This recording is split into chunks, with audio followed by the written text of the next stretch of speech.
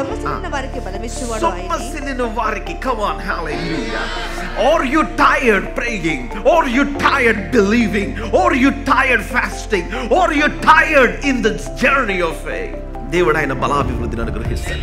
నీ న్యాయం ఇంకా మరుగురు పడలేదు. God is about to break your prison. Amen. God is about to give you a big prison break. నీ చెరసాల, నీ బంధకముల నుంచి దేవుడు ఆయన బయటికి తీసుకొని వస్తాడు. ఆయన సొమ్మసిల్లిన వారికి. సో ఈ రోజున what God is trying to speak to each one of us is, నువ్వు సొమ్మసిల్లిపోవడానికి వీల్లేదు. నీ దేవుడు ఇంకా నీ గురించి ఆలోచన చేస్తానే ఉన్నాడు.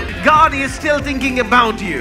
God is still working behind the scenes. మనకు కనబడిన అదృశ్యమైన ఆ realm లో ఆయన పని చేస్తూ ఉన్నాడు. దీన్ని ఏమంటున్నాడు అంటే, వంకరగా ఉన్న వాటిని సరళము చేయి. Fill up the valley. నీవు ఆ లోయను నువ్వు పూడ్చాలి. Now what is valley?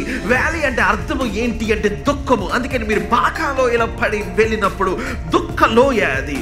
So నీ లైఫ్ లో when you are in that loya, you cannot hear God.